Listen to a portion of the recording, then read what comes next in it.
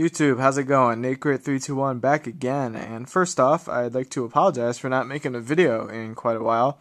That Dragon's Lair video was probably at least 2 weeks ago, and the truth is, really, I just haven't been picking up anything lately. I got my full-time job now, which requires a lot of extra time on nights and weekends, and in the limited time I have had to go out and look, I really just haven't found anything. The Goodwills out here, really, I can't find anything out here. I've having terrible luck. There's a flea market nearby that I've wanted to go to, but again, I mean, working full time and doing nights and weekends and stuff just really kind of limits my opportunities to head out there. So eventually I will try to get out there, but for now, really nothing much going on. I've been adding games to my main cabinet every once in a while. I'll probably do a review or two of some arcade games on that. And not to mention, I pulled my quadricep, which is in my upper leg, if you guys don't know.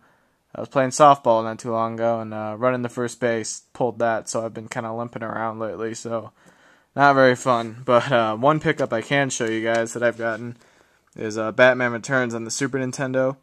It was $1.95 at Goodwill. Pretty cool game. Side-scrolling beat-em-up. It's different than the Genesis version, way better in my opinion, so that's a recommendation. But what I'm talking about today, just kind of putting out a video just to get content out there, give you guys something to watch, is a unique piece in my collection, something that I have not seen from anybody before buying this, or since. And I posted a topic on Pete's Game Room forum about this when I first bought it. That was probably at least, 6 months ago, probably more than that. And no one gave me any kind of definitive answer. No one really knows. And I have no idea what it is. I have my suspicions, and I'll, let you guys know what those are. But I figured I'd show you the cartridge. Now, this was in a stack at a pawn shop I go to when at my parents' house. So there's a pawn shop nearby I go to, and I found good games there.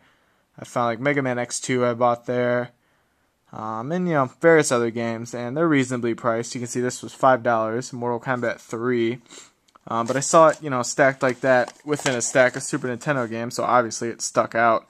And when I first saw it, first thing I thought was Super Famicom game.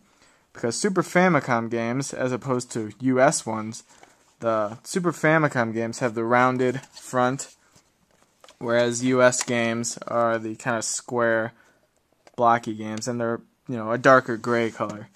But this, I thought was a Super Famicom game, but then I looked at it, and the first thing I noticed was the front label.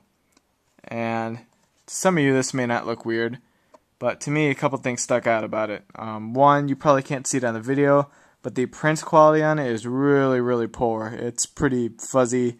Pretty much seems like someone just kind of printed this out on their home computer and slapped it on here. So it definitely isn't a professional looking label.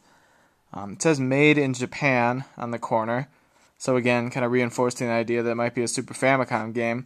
But you'll notice over here, it has the American Super Nintendo logo. You can see that on this game, Batman Returns. All the American games have that logo. If it were a Japanese game, it would have the little kind of four circles with the different colors like the Super Famicom has. So while the game is made in Japan, it has the US logo. So that struck me as odd. And another thing, let me get a different game here. Here we go. Alright.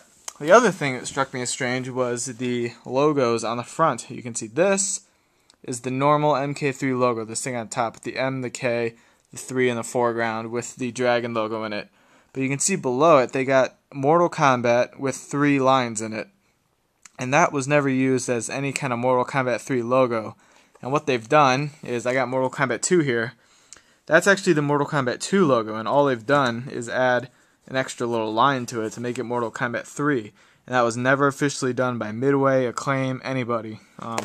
So that obviously was just like a Photoshop job.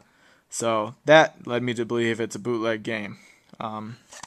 Looking at the back, I noticed these tabs, which I don't believe are in Japanese games, because if you've seen people try to mod Super Nintendos to play Japanese games, what you do is there are tabs that stick out in the back of a Super Nintendo, and all you have to do is pry those off.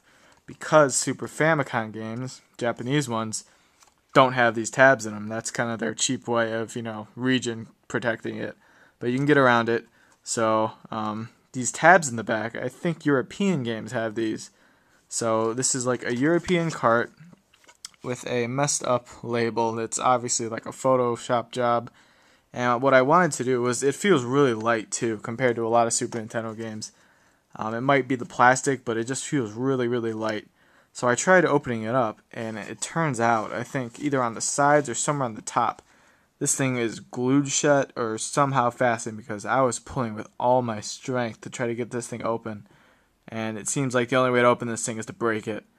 In normal Super Nintendo games, when you undo these front screws, it just, comes apart easy, no effort at all. So obviously something is really messed up with this game. But to my surprise, I bought it on a whim just because I thought it was strange, thought it was weird. And I brought it home and it works. So let's go ahead and put it in my Super Nintendo just to show you guys that it works. There it is. So let me plug it in. It is kind of a weird fit too. Sometimes you have to mess with it to get it to work. To get it to fit right, because it's got that round front. Let's go ahead and, there you go. See it start up, Williams. There's a little saying. Let me go ahead and put this on a chair. MK3. I'll go ahead and restart this just so you guys can see the whole thing start up.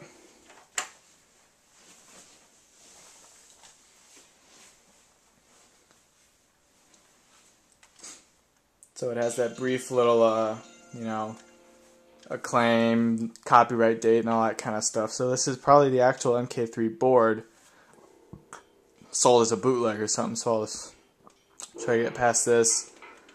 Obviously the stuff's in English, so it's probably not a Japanese game, but though there are Japanese games that do have English text. So we'll pick someone, Liu Kang, and as far as I can tell, this is just normal MK3. I don't have really anything to compare it to. I don't have a regular MK3. But yeah, it plays fine. As far as I can tell, it graphically it's the same. It does seem pretty fast, I'll be honest. But they might all be like that. So yeah, as far as I can tell, this is just normal MK3, but it's just such a weird cart.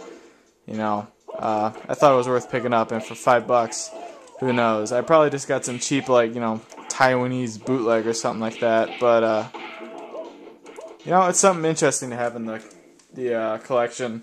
And normally I don't want to get bootleg games. Let's turn that off.